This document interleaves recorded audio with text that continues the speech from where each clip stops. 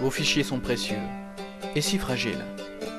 Optez pour une solution simple, sécurisée, automatique. Neobi vous garantit la sauvegarde de vos fichiers à partir de 10 € par mois. Neobi.com.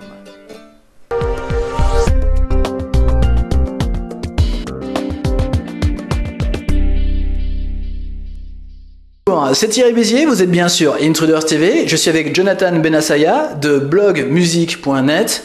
Dis-moi Jonathan, je suis vraiment arrivé au bon moment, j'ai l'impression qu'il se passe beaucoup de choses. Je me trompe? En fait, on n'est plus blogmusique.net, on s'appelle Deezer.com depuis hier. Et en effet, tu arrives au bon moment, parce qu'on vient d'annoncer deux choses. On vient d'annoncer la signature de notre accord avec la SACEM, donc qui est la première fondation pour pouvoir passer la signature avec les maisons de disques maintenant. Et ce matin, on vient d'annoncer le lancement d'un portail avec Free. Dans un premier temps, ça va être un portail co-brandé Free Deezer. Et dans le futur, ce portail sera amené à évoluer avec des services dédiés au Freenote.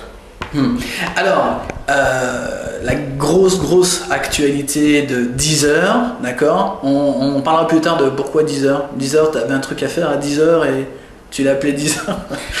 En fait, je vais être honnête avec toi, c'est la loi du web qui nous a fait choisir notre nom de domaine. D'accord. Il fallait qu'on ait un produit, un nom de produit. Alors, ça plaît ou les gens aiment ou n'aiment pas, hein, c'est comme tout.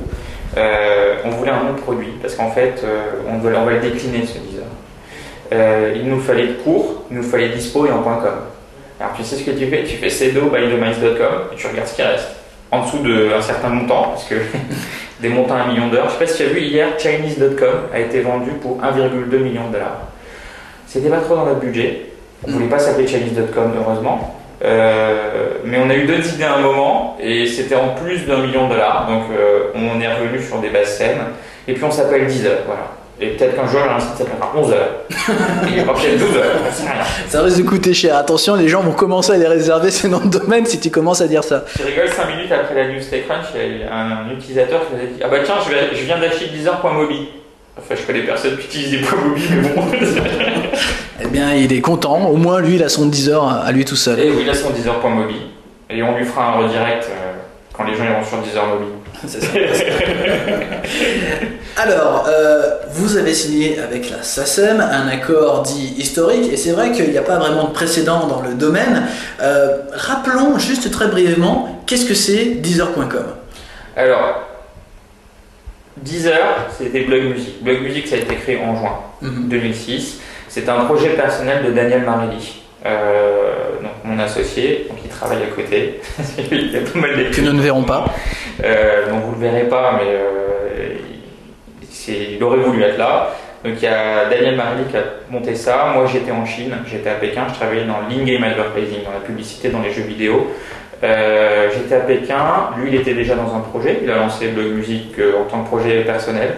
Moi j'ai vendu ma société à une entreprise chinoise à la fin de l'année dernière, donc je suis arrivé en France en janvier et on a commencé à discuter sur l'avenir de Blog Music, sur ce qu'on voulait faire.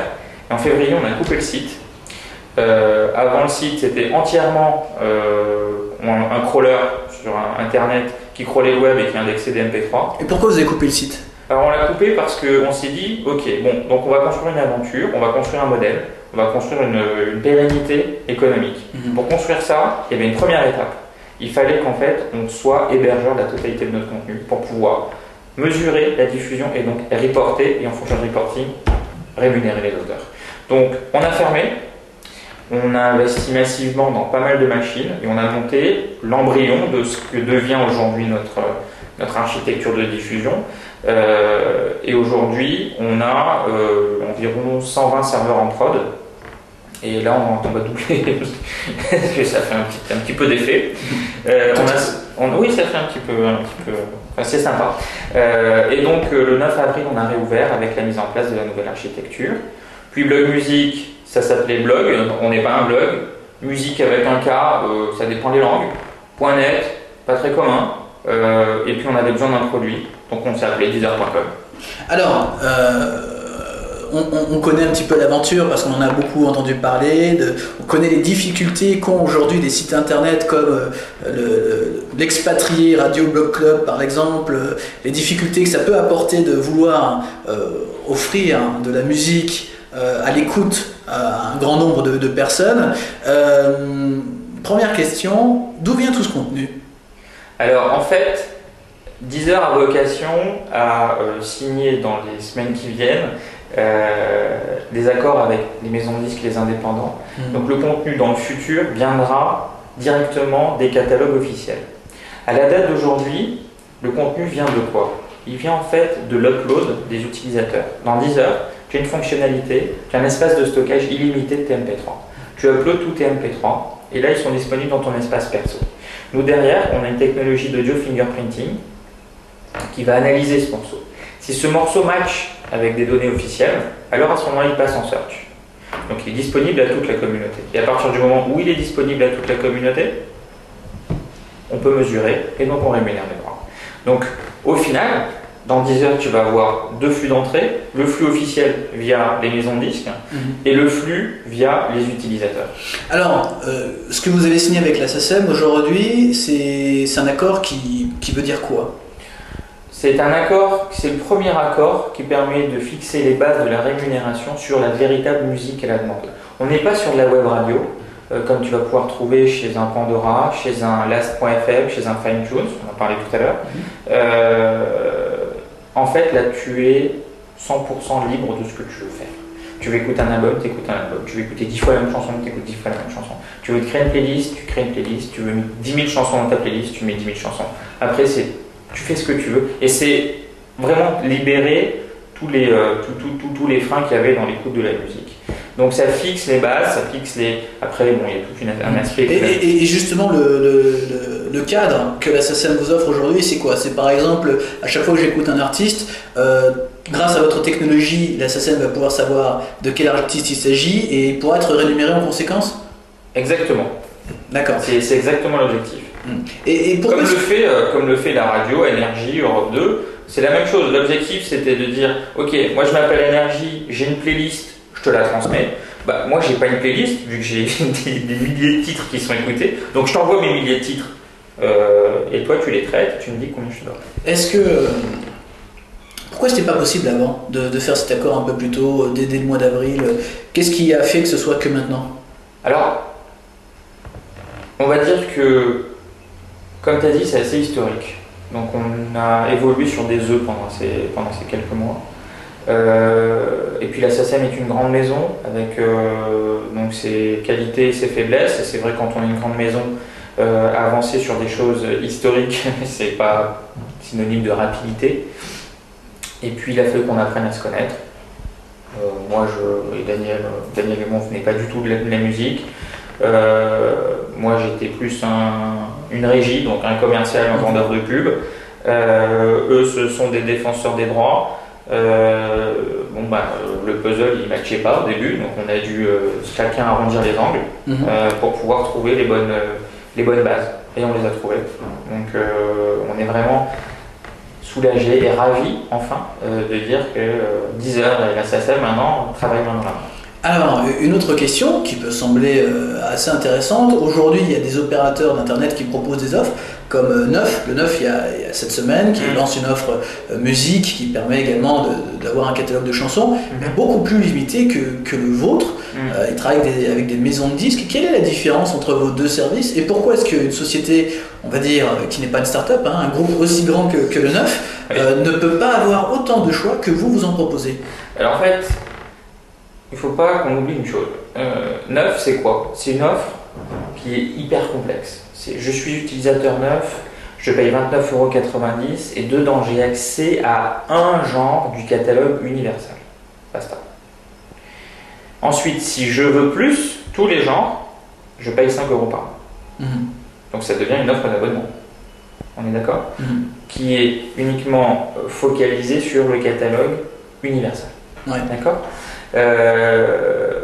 150, 200 000 titres.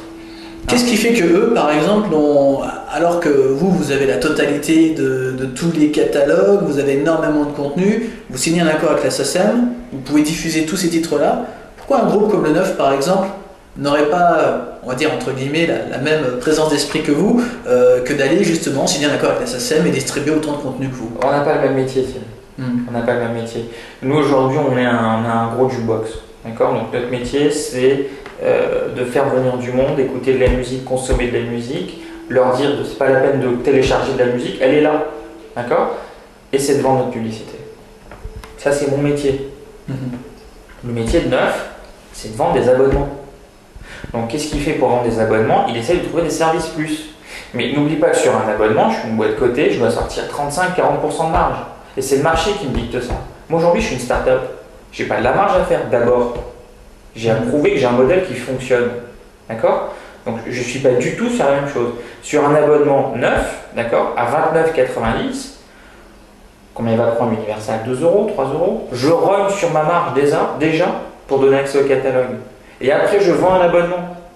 Enfin, on n'est même pas en concurrence, si tu veux. Accéder à un genre du catalogue Universal, c'est accéder à 10 000 titres. Alors, finalement, c'est du marketing. Tu parles de business model, c'est très intéressant. Comme les radios, donc tu donnes la liste de tout ce qui est joué chez toi à la SACEM pour pouvoir énumérer les artistes. Mais contrairement à une radio, comme tu le disais, tu as beaucoup plus de titres qu'une programmation de radio traditionnelle. Est-ce qu'aujourd'hui, on peut dire qu'en termes vous n'avez pas autant de possibilités, peut-être niveau publicitaire ou plus, ou c'est comparable, c'est vraiment comparable ces deux systèmes-là? Ou aujourd'hui on peut dire que oui, le modèle est viable et la publicité rémunère totalement tous les artistes chez vous? Oui et non. En fait, dans la publicité, sur Internet et même en général, tu as trois phases. Tu as ta première phase qui est ta phase d'évangélisation de ton service, où tu vas avoir un CPM bas, mais ton audience ne va pas être encore très élevée. D'accord? Après, tu vas exploser en termes d'audience, si tout va bien.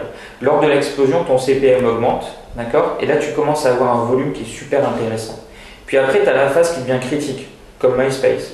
MySpace, il a trop d'inventaire. À partir du moment où moi, je veux, en tant qu'annonceur, je veux acheter une part de voix, donc c'est-à-dire une part de marché, entre guillemets, sur MySpace, de suite, si j'applique un CPM normal, ça va me coûter des millions et des millions, et moi, je ne peux pas en tant qu'annonceur. Donc après, tu vas avoir une décroissance du CPM et une augmentation de l'audience. Aujourd'hui, on en est où? On en est à la phase d'évangélisation, on en est à la fin, parce qu'avec les chiffres du trafic, on est plutôt en train d'avancer vers le haut. Le CPM est en train d'être tiré vers le haut. Nous, aujourd'hui, le challenge va être de repousser le point où notre audience sera trop importante comparée au budget d'investissement des annonceurs. Et aujourd'hui, on n'y est pas. Mais tu comprends bien qu'un MySpace ne peut pas vendre un CPM à 3 euros. C'est impossible. Parce que si je veux 1% de part de voix, je dois acheter 270 millions de pages. 270 millions de pages, je commence à faire. Aujourd'hui, alors vous travaillez avec la SACEM, vous ne travaillez pas encore avec les maisons de disques, donc vous travaillez avec une dimension du secteur, on va dire, il vous manque encore l'autre dimension, celle qui pourrait vous restreindre en termes de choix et de catalogue. Les maisons de disques, est-ce que c'est en cours? Est-ce que c'est quelque chose que les maisons de disques voient d'un bon œil, d'un mauvais œil? Comment ça se passe? Alors en fait, aujourd'hui, pour finaliser l'intégralité de la légalisation du service, on doit finaliser les accords avec les producteurs. Quand tu diffuses une œuvre musicale, tu as deux grands droits principaux, les auteurs et les producteurs. Je vais m'attirer les foudres des juristes, mais pour moi, c'est comme ça que je le comprends. Dans l'ordre de la régularisation de tes droits, tu dois passer en premier par les auteurs. D'accord? Une fois que tu as les auteurs, tu peux aller voir les producteurs. Nous, on a presque finalisé les accords avec les producteurs. Et donc on va pouvoir annoncer des choses sur cette fin. Parce que tu as un gros catalogue, tellement gros qu'on a même accès à des chansons indiennes, japonaises, chinoises et autres. Oui. Est-ce que c'est vraiment possible aujourd'hui de négocier avec tous les acteurs de la musique, voire même des Victor en Asie ou des Sony? Est-ce que vraiment tout ça est prévu ou on peut malheureusement imaginer voir des titres disparaître?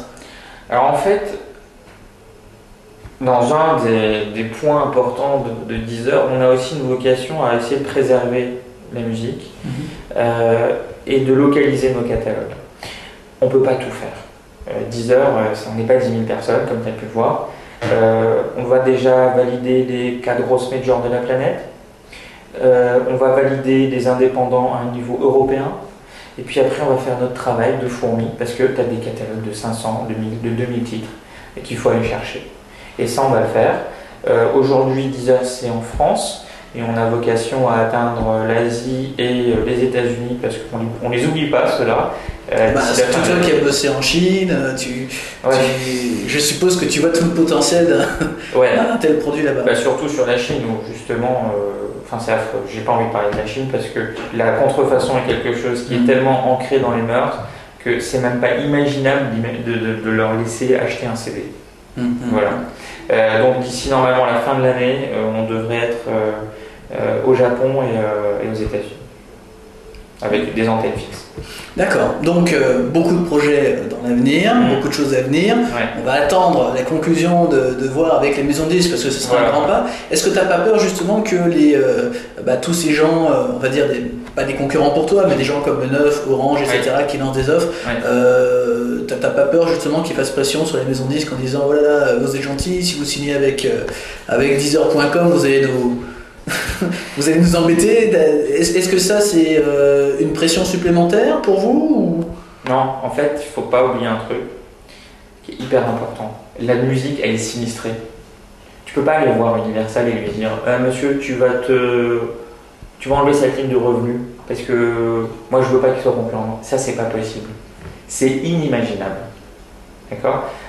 Aujourd'hui, la musique, elle a besoin de sortir du cash. Et nous, on est là pour ça. N'oublie pas que 98% des streams sur le net, 98% des streams sont illégaux. Garde ce chiffre en tête. Et quand tu sais qu'ils font leur beurre sur 2%, heureusement qu'on est là. Enfin bon, au début, vous étiez dans ce cas-là. Alors là-dessus, au tout début. Ouais, et tu sais qu'on a soldé, c'est ça qui est génial. Avec la SACEM, on a soldé tout le passif. Ah bon, rétroactif, vous avez tout... On a soldé tout le passif. D'accord. Bon, c'est bien, donc le modèle est bien rentable alors. Non, c'est intéressant justement d'avoir cette... C'est notre challenge, tu sais. Non, mais tu vois, on l'a mis dès le départ. C'est intéressant d'avoir cette information-là parce que c'est vrai qu'on l'a nulle part, justement, cette rétroactivité, et que ça pouvait laisser entendre, malheureusement, peut-être des personnes que, en poussant les murs, en restant, etc. Mais rétroactivement, vous avez réglé les auteurs, oui. C'est plus important. Une autre question, au niveau de la sécurité, est-ce que les grandes maisons de disques, par exemple, vont peut-être vous demander, pourquoi pas, plus de sécurité, des DRM, des choses comme ça, puisque aujourd'hui sur le net, on trouve des manières, des techniques de récupérer votre contenu qui est streamé. Est-ce que vous prévoyez des choses dans l'avenir pour ça ? Alors, du contenu streamé, je peux même te donner un site qui va récupérer pour toi. Vas-y, donne-nous. Non, c'est pas ma vocation, mais j'ai vocation par contre à essayer de monitorer tout ça. Tu peux rien faire sur du stream, tu peux rien faire en fait. Vous n'allez pas essayer de rendre le truc plus sécurisé? On va tendre vers un niveau de sécurité maximum, mais on sait tous qu'il n'existe pas. Et on peut télécharger le pandora.com, on peut télécharger du Last.fm, on peut télécharger du YouTube, on peut télécharger de n'importe quoi. On n'a pas vraiment de solution. Tu sais, c'est toujours où est-ce que tu mets ton curseur. Est-ce que j'investis 10 millions de dollars en capacité à bloquer tout ce qui va passer, ou est-ce que je fais avec mes moyens et j'essaye de tendre vers 99,9% de sécurité. Est-ce que, imagine que ne serait-ce qu'un firewall, un vrai firewall industriel qui peut accepter autant de connexions qu'on a aujourd'hui, ça coûte déjà des centaines de milliers d'euros. Donc, dans le futur, il est clair qu'on va tendre vers la sécurité totale. Aujourd'hui, on rajoute des couches au fur et à mesure. Alors, parlons un petit peu plus du... Si tu permets juste un Je t'en prie. Maintenant que le site, tu peux faire ce que tu veux dessus. On peut également acheter ces chansons légalement. Hein. On n'en a pas parlé, mais on peut aller sur iTunes, sur Amazon. C'est Amazon votre partenaire? Non, iTunes. Juste iTunes pour le moment. Oui, parce qu'en fait, si on a mis Amazon, mais en fait les gens n'achètent pas de titres sur Amazon. Ils achètent principalement des titres sur iTunes. Je voulais juste revenir au point du téléchargement. Je vais pas dire que c'est un point positif, mais maintenant tu peux faire n'importe quoi. Tu peux écouter un morceau 10 fois, tu peux faire ce que tu as envie de faire. À la rigueur, le télécharger, ça pourrait être uniquement si tu veux le mettre sur ton MP3. C'est pas mal comme utilisation. Non, mais je veux dire, tu n'as plus besoin, en fait, grâce à Deezer, tu n'as plus besoin de télécharger de fichiers réellement. Si tu peux l'écouter quand tu veux. Voilà. Tu vois ce que je veux dire? Vous avez des projets justement pour ça, pour la mobilité, pour... Ouais, alors ça, si tu veux, on ne peut pas tout faire non plus. D'accord. Alors, première étape, pour la faire courte, première étape, SACEM, maison de disque. D'accord. Ça, une fois que c'est fait, deuxième étape, lancement de la nouvelle version de Deezer.com. Alors il peut y avoir un Tu peux overlap. nous parler peut-être de quelques fonctionnalités qui peuvent nous faire saliver ou...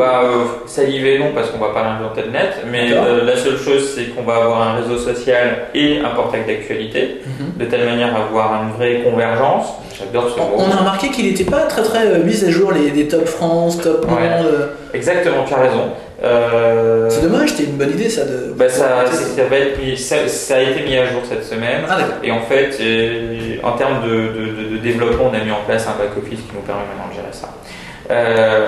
Juste pour terminer, donc, il y a une phase de lancement du nouveau Deezer, avec donc, de l'actualité et un réseau social. Et dans la phase 3, ça va être amener Deezer dans toutes les situations d'écoute que tu vas pouvoir avoir. Donc, comme tu l'as dit, ton mobile, ton baladeur, le web, potentiellement, je sais pas moi, ta télé, essayer d'amener tout ça. Voilà. Combien vous êtes aujourd'hui chez Deezer? Alors, chez Deezer, à l'heure où je te parle, Ça a changé peut-être. Depuis ce matin, on est un de plus, on est 4 permanents et 4 stagiaires. D'accord. Vous comptez, alors évidemment, vous avez plein de nouveaux partenaires, plein d'opportunités de travail, etc. Mais vous avez encore besoin de lever des fonds, vous avez encore besoin d'argent, vous avez encore. Alors, oui et non. En fait, oui, parce que. Vous n'avez pas peur de vous faire acheter, pourquoi pas, par un free, un truc il y a des choses qui vont dans ce sens-là, c'est des faut pas mélanger, directions. Faut pas mélanger les torchons et les serviettes. Enfin, non, parce qu'en fait, c'est faux. En fait, là, dans l'affaire, c'est nous les torchons. Mais si par exemple, un free, un neuf nous rachète, on n'est pas du tout le même métier. Quand CBS achète Last, CBS a une activité nette, ils savent ce que c'est que de vendre la pub, ils savent gérer du contenu, ça c'est leur métier. Quand je vends des abonnements internet, je ne vends pas de la pub. Donc, à la rigueur, un site qui pourrait, enfin une société qui pourrait nous racheter, ce serait plus une société qui a trait, qui connaît déjà le business model de la publicité. Maintenant, aujourd'hui, on a déjà discuté avec pas mal de VC. Bon, super. Voilà. Jonathan, merci pour tous ces détails, pour toutes ces précisions. Je pense que tout le monde se posait beaucoup de questions parce que c'est vrai que c'est assez unique dans l'environnement français de la musique sur le web. C'est un grand pas vers la légalité de tous ces services. Tu seras certainement le pionnier, peut-être d'autres services qui arriveront derrière. Et puis surtout, tu représentes pour beaucoup d'amoureux de la musique l'espoir de pouvoir enfin écouter toute la musique que l'on souhaite gratuitement sur le web. Donc on va suivre cette actualité avec beaucoup d'attention. Merci encore Jonathan. Qu'est-ce qu'on peut te souhaiter pour la suite puisque tous les contrats tombent, tous les trucs tombent? Il y a encore des choses dont vous avez besoin chez Deezer? Je veux juste que ça se passe super bien. Vous allez annoncer au niveau grand public, voilà justement, vous allez voir le grand public, vous préparez déjà des campagnes ou un budget marketing? On verra. D'accord, ça suffira comme réponse. Je peux te dire qu'on ferait tout. On va focaliser, consolider ce qu'on vient déjà de faire. Et après, tu peux lever un petit chiffre justement sur la communauté de personnes qui utilisent Deezer? Alors, avant d'annoncer, on était à 300 000. D'accord, et aujourd'hui, on est à 450. Donc, d'ici la fin de la semaine, ça va certainement bien bouger. Merci encore. Merci Thierry. Et à très bientôt. À très bientôt.